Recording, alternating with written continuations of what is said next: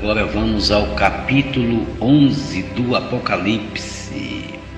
Este capítulo 11 do Apocalipse traz para nós um grande mistério: as duas representações dos santos de Arro na grande tribulação. Johanna, preso na ilha de Patmos, por causa da palavra do Senhor, viu as coisas que em breve deveriam acontecer, ou seja, todas as coisas que dali em diante até o fim dos tempos aconteceriam. Foi-me dado um caniço semelhante a uma vara, e também me foi dito: dispõe-te e mede o santuário de Arro, o seu altar e os seus adoradores. Palavras figuradas nos dizem que a medição do santuário e os seus adoradores significa que todos os remanescentes do Senhor estão seguros como propriedade exclusiva do Senhor.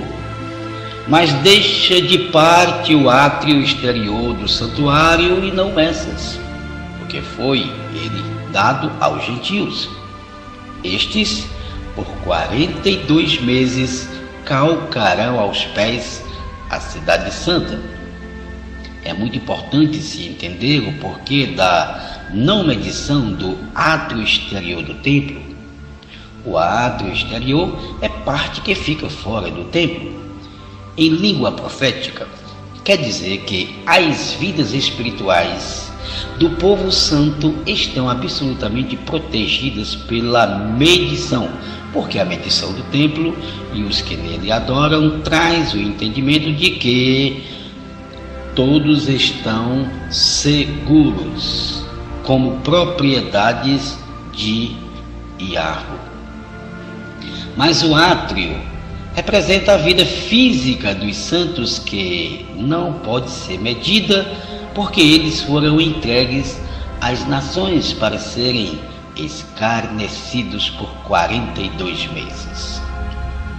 Darei às minhas duas testemunhas que profetizem por 1260 dias, vestidas de pano de saco. As duas testemunhas do Senhor profetizarão durante 3 anos e meio. Isto quer dizer que os remanescentes do Mashiach estarão anunciando as boas novas durante os 3 anos e meio da primeira semana do anti-Mashiach, capturando os remanescentes que ainda hão de vir para darem suas vidas pelo amor do Mashiach.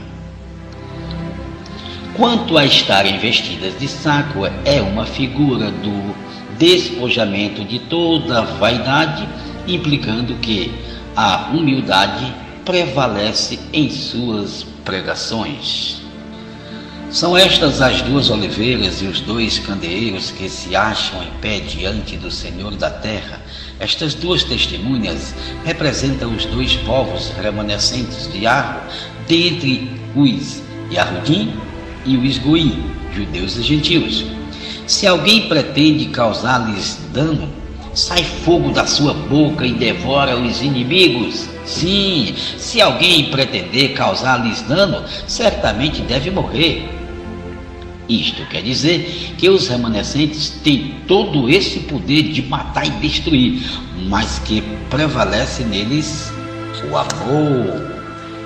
E então eles se entregarão ao inimigo pelo amor do amado Mashiach. Elas têm autoridade para fechar o céu, para que não chova durante os dias em que estão profetizando. Tem autoridade também sobre as águas para convertê-las em sangue, bem como para ferir a terra com toda sorte de flagelos. Religiosos interpretaram que essas duas testemunhas simbolizavam Moisés e Elias pelo fato destes 2 profetas terem efetuado fenômenos diante dos homens, como transformar água em sangue e fazer chover. Na verdade, espiritualmente, ambos representaram no passado a antiga e a nova aliança, por isso suas ações se refletem nas 2 testemunhas. Quando tiverem então concluído o testemunho que devem dar, A besta que surge do abismo pelejará contra elas e as vencerá e matará. Sim, matará os remanescentes. Então os remanescentes mortos esperarão a ressurreição e os seus cadáveres ficarão estendidos na praça da grande cidade, que espiritualmente se chama Sodoma e Egito, onde também o seu Senhor foi crucificado. Isto quer dizer que a morte do Mashiach foi do conhecimento do mundo inteiro, e as duas testemunhas estarão no chão do mundo todo. Então muitos dentre os povos, tribos, línguas, nações contemplam os cadáveres das testemunhas por 3 dias e meio, quer dizer, 3 anos e meio, e não permitem que esses cadáveres sejam sepultados. Todos os mortos do Senhor não serão sepultados, mas não entrarão em estado de putrefação. Os que habitam sobre a terra se alegram por causa deles, realizarão festas e enviarão presentes uns aos outros, porquanto esses 2 profetas atormentaram os que moram sobre a terra. Isso farão porque não sabem que logo depois da ressurreição das testemunhas vai se acabar a 3ª parte dos homens. Mas depois dos 3 dias e meio, um espírito de vida vindo da parte de Yahweh neles penetrou, e eles se ergueram sobre os pés, e aqueles que os viram, sobrevindo grande medo. Então já começou o pânico das nações malignas, quando viram que os mortos ressuscitaram na presença deles. E as 2 testemunhas ouviram grande voz vinda do céu, dizendo-lhes: subi aqui. E subiram ao céu numa nuvem, e os seus inimigos as contemplaram.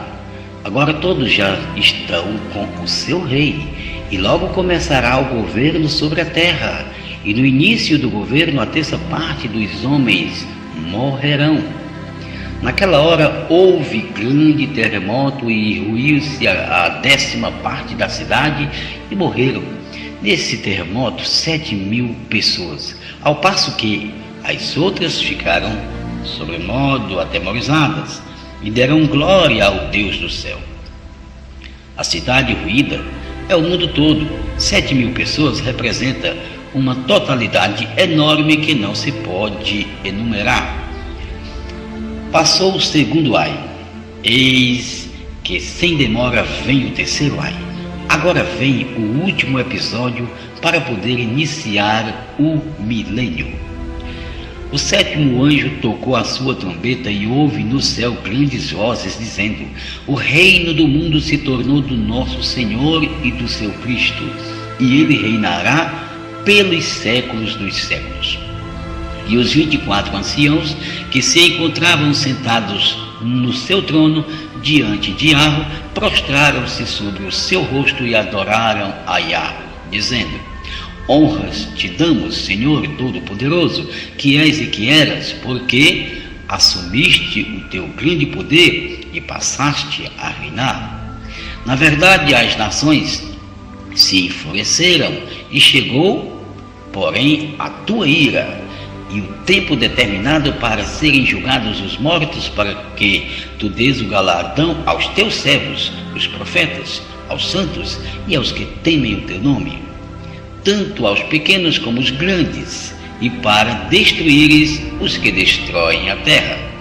Abriu-se então o santuário de Yahweh que se acha no céu, e foi vista a arca da aliança no seu santuário, e sobrevieram os relâmpagos, vozes, trovões, terremotos e grande saraiva. Segue-se ao capítulo 12.